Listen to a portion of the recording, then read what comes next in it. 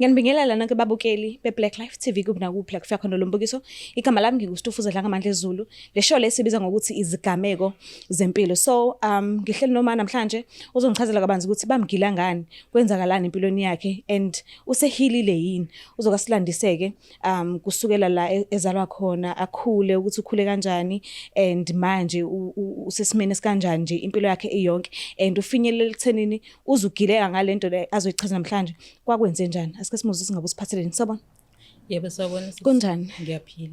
Ngiyaphila nami. Okay, mangicela ungilandise ngokuthi ubuya kuphi ngokuhlala. Ngikhulele endaweni yasemakhaya eMzumbe, njengamanje ngihlala eMlazi. Oh, okay. Mhlambe besinjani simekhaya kusukela ebuncaneni bakho usakhula kuze kube ufike ekuthenini usumdala usuyakwazi ukuziphatha. Ukhule kanjani? Ngikhule kahle, ngikhuliswa umama. Ngikhuliswa na ubaba oshade nomama, not ubaba wangempela. Ekhona nobaba wangempela nomunye umama. Kodwa bebekhona bonke empilweni yami. Yo. Bekwenzakalani nje? Kuningi bekwenzeka, bengihleli kahle khona lapha ekhaya la ngikhulele khona nomama wangithatha. Ngisho isibongo wazi wangigezisa isibongo sala eshade khona. Bengingazi bengingane nokuthi angisiyo wakhona ngikwazi sengikhulile. Ekukhuleni kwami yangikhule kahle akukho kwangihlukumeza khona kule ndawo. Be right and ubaba bengazi ukuthi ubaba, even now ngazi ukuthi ubaba wami. Noma sengazi ukuthi ukhona ubaba wami kodwa yena lo ekuphethe kahle njengobaba wami. Konke angwenzele kona kukhulu nengikwenzelwa ubaba wami ongenze sengidala ongizalayo. Mhlambe uthe uthola ukuthi engathi akusu ubaba wami bekwenzakalani emqondweni wakho nasenhlizweni yakho ngokuthi bowufihlelekile? Bengingane, bengina 12. Bengivakasha kamalume wami. Okay. Bengivakasha amalume wami ngihamba nomzala. Mengihamba nomzala sidlule komunye umuzi kunomama khona nje semdala. Angibingelele indlela ngibingelela ngayo uyangijabulela kakhulu ngalolu langa kanti umuntu engijela umbona. Angijabulele kakhulu ebese ethi kimi awungani yamcela musubuya nidlule ngala. Okay. Singazi ukuthi usholani, mina ngingazi kodwa vele indlela. Zikhona kodwa izindlela kodwa vele nathi indlela isijwayele ukuhamba ngayo. Sivume sihambe umzala wami yena usekhulile kunami. Sifike komalume sihlale kahle. Kushaya isikhathi sokuthi sekufanele ngigodwe ngiyaphelezelwa noma ngingamncane kakhulu kodwa ngisaphelezelwa esemakhaya. Okay. Umzala wami fanele angiphelezele. Shuthi asho ukuthi hayi sihamba ngapho ugogo uthi asidlule kuyena Mrs. Sami. Athi umalume ngeke nikwazi ukuhamba ngalapha. Singingane ngeke ngibuza ukuthi why. Asitshela ukuthi nizohamba ngapha. Futhi ehlala esigadi. Mesihamba athi umzala wami mina ngiyazi ukuthi indaba naye shuthi uyiphathele ukuphapha. Mina ngiyazi ukuthi why. Uyiphathele ukuphapha. Ngiyazi mina ukuthi indaba ubaba engafuni sihambe ngapha. Ngithi mina indaba athi phela wena awusiyo lapha ya. So lo mama lo uyamazi ubaba wakho mhlawumbe ubona ubaba uthi uzokutshela ngobaba wakho. Oh, okay. Sihambe ke nomzala. Athi umzala kanti sizoya kulowa mama. Ngoba nami ngifuna ukwazi ukuthi ufuna ukutshela. Ubizelani? Yes. Sihambe sithi sikude ngikhombisa ezinye indlela sizoqhamukela khona masidlule simbingelele kamnandi. Okay. Avume kamnandi. Futhi nje asijabulele eqede futhi nje engabi khona futhi into ayenza asijabulele nje asibingelele yabo nje abangumsini sidlule. Akasho lutho futhi. Yes, sidlule sambe. Ngakusasa ngithunywe sengisekhaya ke manje nomama. Ngithunywe esitolo. Mengithunywe esitolo ngihlangane nobhuti walapha kalogogo. Uhamba nomunye ubaba engingakazi ngimbone. Bangibingelele angibize lo bhuti angibingele vele ngiyamazi ngibingelele uyapi ngesitolo angibize lo baba shuthi kwakunento engimilile endlebeni isilonde sasingapholi. Okay. Angibize lo baba ungani yami unjani ngiyaphila ikephi ekhaya hayi ngikhombe nami umuntu engamazi kahle sahlonipha emakhaya. Yes. Walinyazwa yini la hayi kuyayivelela uya eclinic yebo akupholi ngani yami akuphola ngithinte lo baba ngithinte ngithi mina akupholi. Hayi kuzophola manje. Yes isilonda endlebeni yabo isilonda isiqhifiza. Athi hayi sekuzophola ke manje. Hayi ngibonge yaqeda lo baba ngiphi 10 rand angimazi. Kodwa angizange ngize ngithuke. Ngaqhubeka ngangena esitolo. Ngathenga into engangithunyelwa ngaphinde ekhaya. Yathi ma kunomunye ubaba lenhlani naye ebehamba nobani kanje kanje kanti umasho uthi uyazi. Bengithuma ngobenzela ukuthi engibone lo baba okay. kodwa noma engikaze ayichaza ukuthi ubani. And yazi ukuthi isilonda sayipholela ngempela. Saphola futhi ngangananga le nto ngiyibone sengimdala. Okay, ngiqhubeke ngikhule ngibe ngivakashela ekhaya eMlazi kubaba lo Stefan. Imaki njengoba esekutshelile umzala ukuthi wena uzalwa kuphi. Bekwenzakalani emqondweni wakho? Mhlawumbe ubufisa ukubuza uma ukuthi ma umzala ungitshele indaba ekanje. Angizange futhi angizange ngize ngibe nandaba into eyangena nje yaphuma ngapha. Awunakanga. Nganganaka. Okay. Ngakhula ke zambi insuku kwadlula leso sigameko ke sababa ke lo ngamazi. Ngahlala ke ngakhula ke la kulomuzi. So stepfather beka nomunye umama la eMlazi. Ebese simbone nje ke kanti vele kumasho ukuthi ubemazi. Okay. So stepmother shothi ngasikhathi ngikhula wabona ukuthi shothi baba uyangithanda, stepfather uyangithanda. Ubengithanda even ngisho uma enganayo enye ingane yakhona lemshadweni bengithanda kusukela phansi kokhulu ukhulu bebengithanda bakhona yonke into nje njengokuthi ngikhule ngazi ngakhona bengekho into eshodayo. Shuthi kwamsuka lokho kwamsuka ngoba okay ubaba befika ekhaya njengoba bonke mekuphela inyanga kanje agcina ubaba engasafiki engasasupporti. Okay ngisayingane vele kodwa phela ngiyabona uma uyasibona isimo swele kanzima. Okay ubekezela kuma umuntu obekezelayo. Sahlala noma washona ukhulu wakhona la ekhaya meshona ukhulu vele uma wayesakhili umuzi wakhe ngezansi lento uthi umakoti uyaphuma kumuzi wakhe. Meshona ukhulu vele uma wayesehlaliswa ukuthi anakekele ukhulu. Okay. So umkhulu ke uzokwazi ukuyimela. Mase eshona ke ukhulu sekufanele esambeni siye ekhaya ngezansi. Vele mekushona ukhulu umkhulu wayesemtholile umakhwapheni. Oh okay. So vele na umakhwapheni mekushona ukhulu washeshwa wasicacisela la uma wamcacisela indaba kanaye. Kanti vele uma plan B usenawo vele umuzi wakho usushayile usebenze yonke into sekushoda ukuthi aphume ngendlela phela ngeke avele aphume ehambe. Okay kodwa kusaba ngikusenze ngendlela waphoqeleka ukuthi abike ukuthi sengiyahamba ngisengiyuvula lapha emzini wami. Oh okay. Samuvela khona ke kulowo muzi ubaba esehleli la yena eThekwini. Uhleli ubaba la eThekwini nalo munye umama. Mina ngihleli noma umaka naye ingane esihlala soba u2. Sahlala kuma iwevuka ke nami ke. Yes. Uze wamdala nje. Ngazi ngakhula ke nami ke ngabaphoxa abazali. Kanjani? Ngabaphoxa phela abazali nami ngathanda ngathola ingane ngisamncane ngabaphoxa abazali nami. Okay ngakhula ke ngikhulela khona la. Mefikile ke manje la ngibona khona inkinga mefikile ubaba stepfather sifika ngiluyise ekhaya. Ngiluyise ngolunye usuku wafika naye lo munye umama. Uma yabatatazelela esephenga ngathi useyisisebenzi nje la ekhaya yabatatazelela.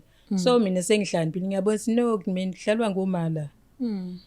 Uma uhambile uyokha amanzi bahleli endlini.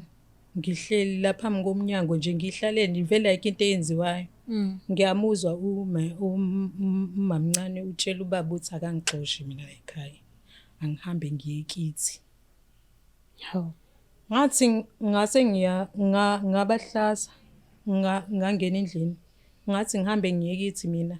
Eyakho nawe nje wafika nengane la ekhaya. Angikaze ngisho ngizwe kuthiwa ihambe yekubo. Why mina sekufanele ngiqale kuthiwe manje ngihambe ngiye kithi. Mekuthi nithi ngihambe ngiye kithi hayi nami anginankinga ngisho ukuthi ningangihambisa ngoba mina ngikwazi kithi. Kwathiwa hayi yakhuluma noma bangiluyiseke kuthiwe noma wayekhuluma naye uzohamba hambe nayo. Balweke ubaba bafuna ukungishaya ngathi mina no baba anginankinga ukuthi leyo nto mikuthiwa ukhulunywe wena futhi ningihlalise phansi ningitshele hayi ngalendlela ningitshelanga ngoba vele sengiyabona ekhasi lethu kunento off. Ake kushaya isikhathi ke futhi ke bangiluyise ngabaleka ngaya kubo ka aunt wakhe yena ubaba lo. Okay. Mengifika asithi ukhuluke uzovuka ngakusasa-ke ekuseni kuhambe kuyokhulunywa. Ufike wasichaza isitori ekhaya. Ngamchazela ugogo U-aunt. u-aunt wakhe. Asithi ugogo sovuka kusasa ingane yami ngoba kuleveli usemdala phela ngeke avele ethi gububu sengamthatha. Athi sovuka kusasa siye khona-ke. Sivuke ngakusasa siyafika ekhaya ubaba usebalekile. Uphume wathi uyothenga ugwayi. Ushiye ngisho iy'mpahla zakhe. Uthe emva kwesikhathi nje siyafona ususesemlazi. Hawu. Okay, afike kukhulu ayikuxoxeke nje sekuyaxoxa nje into ehamba emoyeni sixoxe. Akasekho phela ubaba manje. Angishiye kukhulu yathi mina ngiyazi lento uthi yenzeka kanjani.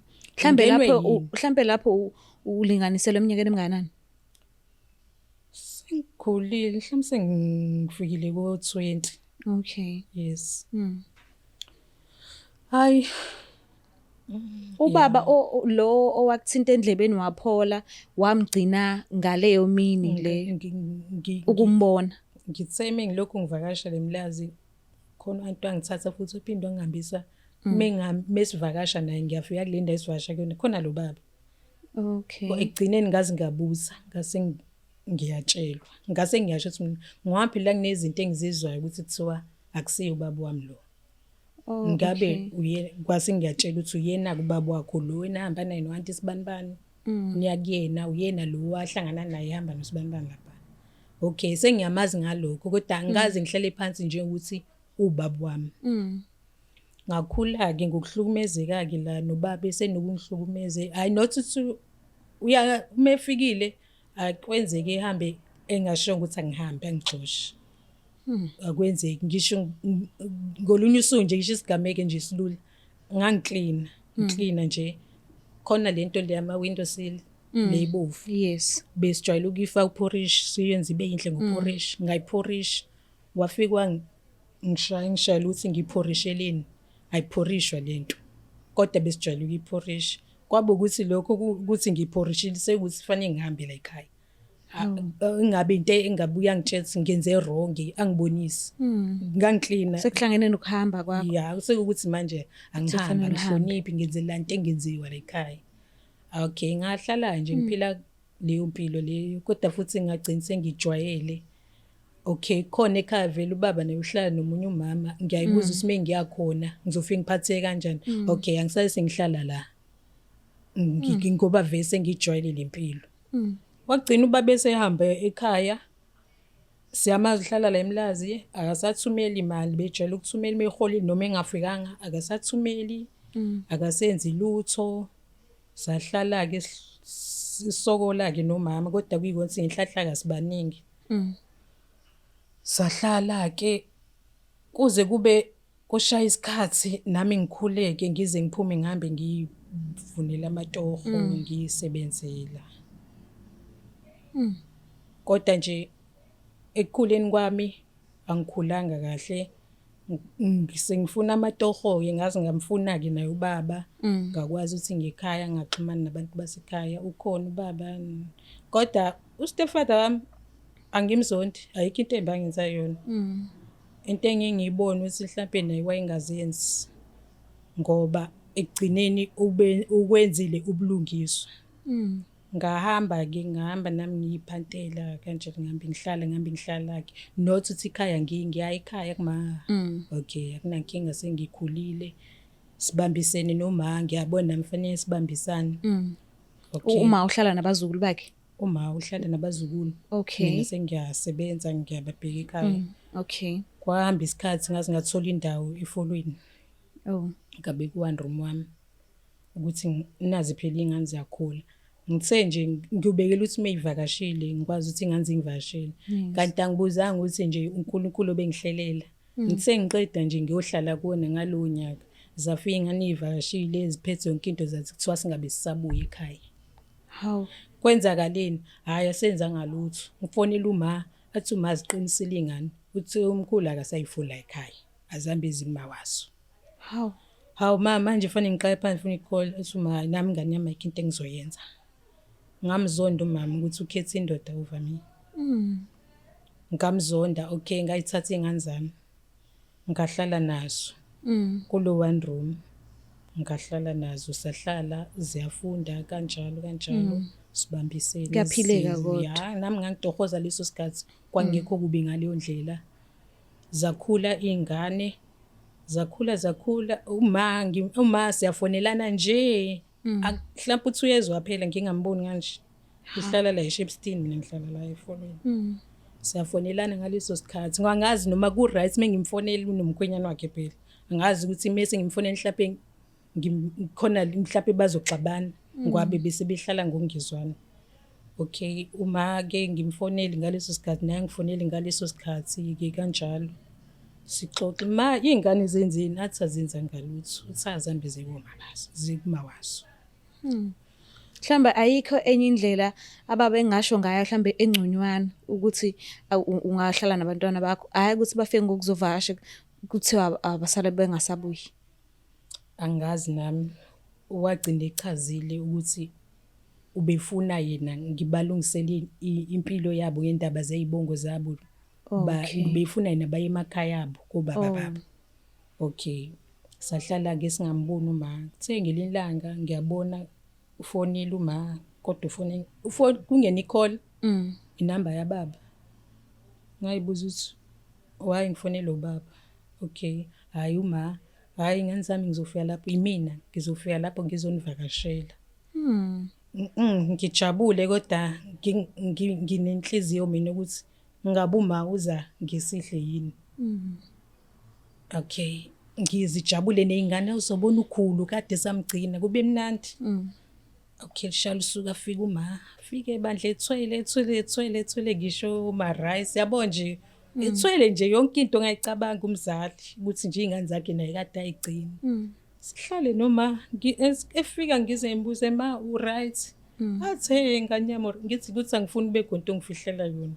Nje ubuzela uvakashile noma. Athi ngivakashile, uvunyeliwe. Athi ngivunyeliwe. Ngithule kodwa inhliziyo yami ibuhlungu. Ngithule ahlala uma ngiphinde ngibuze sesisodwa. Athi hayi ngivakashile, uvele washo nje ukuthi angithandi nivakashele iy'ngane. Ngathi mina hayi kulungile ngizoyivakashela. Avakashe kumaka. Athi safikile kanti kuzothola ukuthi sekushoniwe ekhaya. Uyena okhona ekhaya umakoti. Fanele ahambe ayolungiselela umngcwabo. Yena okhona. Kushona ubaba omdala. Okay, kuphoqeleka ukuthi asheshe agoduke. Athi hayi mephinde ngivumela ngane zami ngizobuya. Ahambe kumaye ekhaya ke sekukhona lokho icosolo lesi siyakwazi ukuthi aphume ezosibona. Mhlawumbe ngabe isikhathi ekuvakashelile uma uke wahlala phansi naye waxoxisana ngokuthi abantwana bafika kanjani besale sebehlala nawo, because ngikuzwile khona ulayini oshilo uthe ngamzondo uma ngesimanga sokuthi akhethe umyeni wakhe okudlula wena.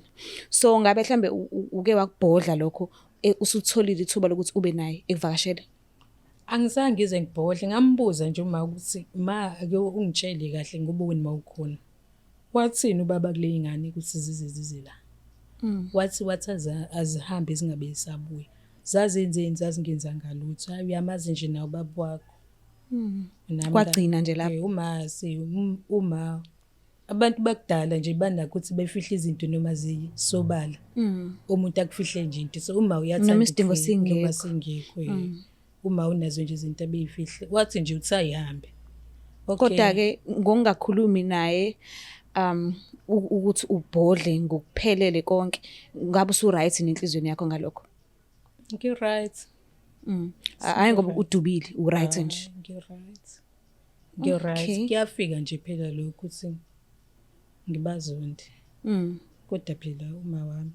Futhi naye khona uyazenza izinto ezinhle, izenza ukuthi ngimthanda, uyangithanda nami ngiyamthanda. Kodwa enhliziyweni mekhonto engayiboni kahle, ngiyasho ukuthi ayivele uma wakhetha kushada wakhetha lo baba kunami. Nginakho lokho ukuthi mengibona izinto zami engahambi kahle, ngithi ngizothini phela ngoba uma wakhetha lo baba kunami. Manje indaba yesibongo sakho-ke khona la uke wathi khona uma washada nomyeni wakhe and waphiwa isibongo samyeni wakhe. Ngabe usuwalungisa izinto enjalo wabuyela isibongweni sakho noma awukazi? Angikaze Even abantwana bakho babiza isibongo. Sonke sibiza lesi sibongo. Ngabe mhlambe ngizamile ukuthi ngisilungise. Kwenzakalani? Ngizamile ukuthi ngesilungu ngaye Home Affairs bangitshela ukuthi kufunekalani. Kufunika ubaba lo stepfather affidavit. Into kanjalo, okay. Ngamtshela umama ukuthi phela sibonisana ukuthi akhulume naye ubaba ayuma akayingeni leyo nto. Why uma ethathele kudeni ngoba phela impilo yakho lena? Ngathi mhlawumbe kusuka kuyena naye uma isibongo sakhe akasazi. Oh, okay. Naye kusuka kuyena sisibongo sakhe akasazi. Mhlawumbe kusuka lapho. Naye mhlambe wakhula ngeenqushuqushu eziningi. Akakhulanga kahle. Ngoba ngase ngizama ukuthi mina nobaba wami sixhumane angenzeleke mhlawumbe ke ngokwesintu angenzele kulungisa isibongo ke ngokwesintu. Okay, ubaba wafika vele kuthiwa wangihlawula ngisayingane. Wafika kubaba komalume sekhona umalumekazi. Kwakhulunywa ke kwavunyelwana sithi ubaba mina into ngiyahlawula into engizoyiletha nje singisize nikwazi ukuthi nithenga imbuzi azophuma ngayo la kulesi sibongo nezingi nezinkukhu zokuthi aphume la ekhaya nezingane eze kumina ngale nami ngizofika ngiqhubeke ngale. Kwavunyelwana imali wayishiya ngayibona. Ngakusasa uAnti wafonela umzala wami omunye omdala. Wathi umzala ubaba bekufanele ngilobole. Angazi lezi zinto intombazane ilotshelo babayo. Sina ngasekhaya asiyazi lonto into engizwe la eThekwini. Wasetshela uAnti ke lokho wayesakhona ubaba wathi nobaba wathi ubaba yena akayazi leyo nto. Okay, wasethi uAnti usazobonisana ke nomndeni ukuthi meku kanjalo kanje. Wasethi baba phela mina ngilobolile ngaqeda. Ngangikhokhi ngihlawulile amahlawuli engangibizwe wona. Manje ngizolekelela ingane ngoba inayo imali ukuthenga imbuzi. Ngizokhipha imali yembuzi ukuthi ikwazi ukuphuma la ekhaya. Okay, wahamba kubaba sizomlandela ke naleyo mbuzi. Uzobuya uzohlangana uAnti nomndeni inqunywa idate. Akazi kwenzeke namhlanje kwathi ubaba wesigebengu akafuna ukukhokha imali zamalobolo. Ulobola ubaba ngoba uma washada. So imali njengoba uthi wayishiya ubaba wayibona iyayisishona phi? Yashona kumalumekazi. Yashona kumalumekazi imali. Ngoba sasabantu phela ifanele sihambe sekhaya. Esho ubaba uthi yena useready imbuzi sekhona. Thina fanele sinqomo usuku isihamba ngalo. Fanele ngilungisele phela ngiphuma nembuzi la ngiyale. Angazi kwenziwa kanjani. Then kuze kube imanje. Kuze kube imanje. Iyaqila nje kumalumekazi. Umalumekazi ngamgcina ngalolu suku ngoba ngabona ukuthi asizwani naye. Ngahlala ke njengoba ngihleli namanje naleyo nkinga. Ngibiza isibongo lesingisibizayo. Angikwazi bizisa khona kumalume ngoba umama akusewa khona. Umazi azwaba. Kaze kuningi kakhulu. Kuningi. Wokathi ubaba ongizalayo yes ziyaba khona ingxushunxushu ukuphambana izibongo uthola ukuthi awubusiness bongo sakho kodwa athi umuntu okaNkuluNkulu uke wafika emhlabeni ngoba bekuthanda uNkulunkulu. So izibongo yabo nje kuningi kakhulu ngoba uyaphila. Ngiyajabula. So abantwana bakhula kanjani ke bona? Ngabe mhlambe bayaxhumana bona nobaba wabo esayidini labo noma ubaba wabo laba badala bayimawele washona. Okay. Dala kakhulu babe na 10 years. Okay, lo bangakanani manje? Bana 29. Mfana kuyibe avashela ugogo wakhe ke. Ngakanani mfana? Bana 29 amawele. Oh, okay. Lo obalamayo na 18. Okay. Ukhulile naye. Uhlalile ke nobaba wakhe kusakhona naye yaphila kodwa ke ngezimo zasemhlabeni akekho eduze wethu. Usephila impilo yakhe ke naye. Manje yonke lento le ebelokhu yenzeka phambi kwakho mhlambe ngabe empilweni ikufundiseni? Ingifundisa ukuthi nje empilweni ufuna uxole. Uxole ukuze impilo yakhe iye phambili. Ungalokho ubambela abantu amaqhubu. Mina umamncane lo wayethi angihambi. Awuxoshwe. Angixoshwe. mengangifonela manje ungabona kumnandi ngathi akazi kwenze lutho ngoba wabiza uma wathi waxolisa ngakho konke obekwenzeka empilweni yabo. Waxolisa nami engaxolisanga kumina kodwa ngenhlizweni yami vele ngangambambela iqhubu naye ngiyashisa umbango wakhe isikhwele sakhe nami sengikhulile ngithi ngiyabona ukuthi kwenzakalani la impilo ihamba kanjani. So angimbambela iqhubu and baba wami stepfather sami namanje ngiyamthanda. Niyaxhumana niyakhuluma nje. Ngihlala naye kufanele ukuthi ngihlala naye. Okay. Ngihlala naye kumanje umuze ngihlala kona ngawunikezwe yena. And biological father ukhona. Niyaxhumana. Siyafonelana sibuzana impilo. Yes. Kodwa nje umuntu okhona empilweni yami baba. Engathi mengimfonela manje ngithi baba ngilambile. Angenza stepfather angenza noma yini. Ukuthi ngilale ngidlile. Ya ngoba egcineni waxosha wabuya wangicela sabuya sahlala phansi sabonisana washo ukuthi wayengaqondile yini ukuthi uyasixosha kuphela ukuthi wayefuna silungise lento yesibongo le engalungi kuze kube namhlanje kuphela ukuthi shuthi yena indlela asho ngayo akuzwakalanga kubantu ababekhona la endlini akuzwakalanga ngoba sengathi uyasixosha akasasidingi.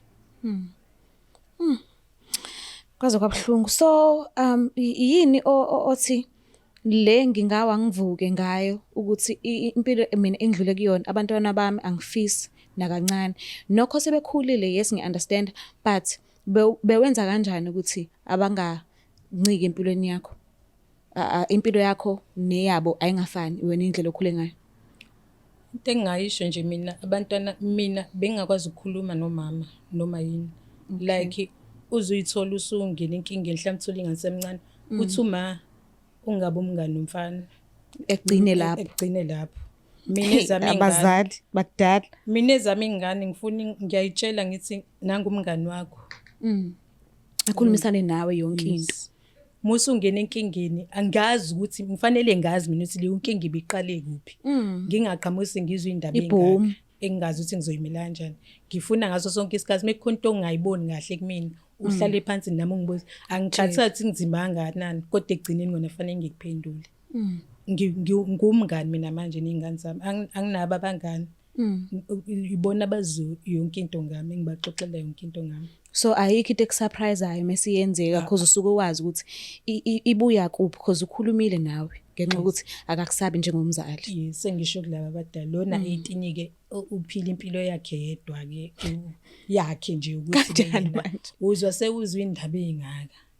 Akakutsheli kusasuka nje yonke into. Shuthi ngathi ngize ngimtshela ukuthi okay kunzima ukutshela mina tshela usisi wakho and then yena uzoyibondlela ukuthi uzongitshela kanjani. Kodwa ke ngathi mhlawumbe usamncane mhlawumbe usakusaba kodwa nje ngiba lo mama nje lokhululekile ukuthi nje ngifuna ukuthi bazi yonke into ngoba manje mina mhlawumbe isibongo sami sasolungu kuba uma yena wayekhuluma into ensizwe sesibadala ukuthi hayibo uma ngiyakhumbula inkomo zami azihamba elotsholwa kodwa zashonaphi yabo sisebuse sibadala suqala ukuxoxela umlando ukuthi phela uma wakho kwaba kanje nawe uyakutshela ukuthi nami ngangizwa ngabantu.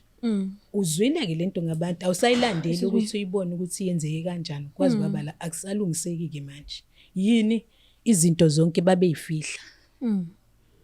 Mina ezami ingane angiyifihleli lutho. Ukhuluma yonke into futhi mekuthi fanele ngisho ngesizulu nje asinjalo ngiyasho ukuthi u1 u2 kanje njengoba wenza kanje uzokuzoba kanje ngikhuluma ngento eyenzekile kumina ngayazi lento and uyikhuluma kancane because uyibonile. Ngiyayazi ngibathe nami ngaba ngangani manje ningenze ngathi nina content zazi kakhulu edlula mina nami ngathi khona okusha. Yes kuyafana nje ngizama ukuthi ngikhuleke kubona abakhulumi noma yini nami. Mhlambe ngokubuka isimo kona uke wachaza ukuthi kade engalungi indaba yesibongo kuze kube namhlanje ayilungi but ngesingawe usanalo ithemba ukuthi one day kuyokwenzeka ilungi. Ngiboni. Awuboni and usu right ngalokho. Sengamkeli. Sengamkeli nje. Sengamkeli. Ngoba impela mengithi ngiyacabanga ukuthi ngiqalaphi ngiyaphi ngoba phela kuthiwa uma uzalelwe ekhaya ubizibongo sakomalume yikephi komalume ngizokuthatha mina uma mdala manje mdala uma una 75 angeke ngisakulokhu ngimxaka yena ezakhe izinto ehambe kahle waqeda kusele nathi angifuni qamba amanga yona lento iyasithinta cause lesikhathi yesizizwe njengesikhathi singakhululekile lekhona lapha uthi uyangala kula kababa-ke lokuthi uyangizala nakhona uzizwe ukuthi ngesinye isikhathi awukhululeki ngokwanele ya umndeni ubalekile. So baningi abantu abaphiwa ibongo ngenxa yokuthi abazali bangena kubudlelwano bayashada bavumelane bodwa ngokuthi bazopha ingane isibongo ekubeni akuyona yalapho njengoba kwenzeka empilweni yakho. So ungafisa ukuthini kulabo bantu labo abasakwenza lokho namanje ngokubuka indlela olimale ngayo impilo yakho empilweni yakho sorry. Into engayisho okay kusuke kunesivumelwano ekusuke kuvunyelwene ngaso. Into engayisho ukuthi kufanele phela ingane bayitshele ukuthi isakhula nje ikhule yazi ukuthi okay mina ngeza la ngesimo esikanje. Ungezwe sewumdala ingasekho futhi into ongayilungisa yabo ongayijika. Fanele wazi usamncane kuze shaya isikhathi shaya ID uyakwazi ukuthi ushintshe kahle yonke into kwenzeke ngendlela. Into engayisho kubalekile ukuthi abazali abangabi nemfihlo einganeni abangabi nemfihlo einganeni. Yes ikona okubalekile kakhulu. Kunezinto ezibalekile efanele bayikhuluma ukuthi kwenzakalani kubaba ingane kubalekile kona ukuthi imazi ubabwayo noma kuthiwa unjani ungayifihleli ingane ilungile nanoma ngabe kuthiwa umntwana uvele nge-rape but fanele azi ungayifihleli ingane ngoba uthola ukuthi izovelelwa yinkinga ayazi ukuthi kwenzeka kanjani egcine ithole njengoba usho ukuthi mhlawumbe iyatholwa nge-rape mhlawumbe isilokhu i-rape abantu ayazi ingane ayazi kwenzakalani yabo kanti mhlawumbe into eyayingalungiseka leyo kube beyazi imfihlo ifuneki kubazali ngiyabakhuza. Ngiyabonga kakhulu ukuthi ungivakashele kuhlelo kona ngikuzwile mawuthi sewupholile ngezinto eziningi nje bezilokho ezikwehlela empilweni yakho kodwa ke I hope njengoba usukhulumile because kuzokwazi umhlaba wonke manje abantu bazoyibukela le video le and ngiyibongile nakhulu iyalo zakho oyidlulisela kubazali kakhulukazi ngokufihla izinto noma isidingo singekho. So nje ngikufisela inhlanhla kona konke engazothi okufisayo kungagcina kwenzekile ungaze kushaya isikhathi ukuthi mhlambe uguge kakhulu uthola ukuthi awusakwazi ukwenza ezinye izinto ukwenzela abantwana bakho. So nje ngiyabonga kakhulu ukuthi ungivakashele ngikufisela inhlanhla kona konke. Yebo ngiyabonga nami. Mbuke lapha ekhaya ngiyacela ukuthi ungakhohlwa ukuthi subscribe ulike ushare kodwa ke ngicela ukudwebela kakhulukazi le yokuthi usuhlangene nomuntu wakho nisovutho ndabeni bobudlelwano benu mase nenza izivumelwano ezizofaka nezingane phakathi uthola ukuthi abantwana sebeyakhinyabezeka manje ekubeni nina nivumelene nodwa kusamnandi othandweni lenu zenzeni lezo zinto mekuthi niyazenza but umntwana kugadeni ukuthi abantwana bangacindezeleki abangadluli obuhlungwini abangahlangani ngisho kwayinabo. So ngicela ukuthi ungakhohlwa usubscribe mina ngiyithanda kakhulu. Bye.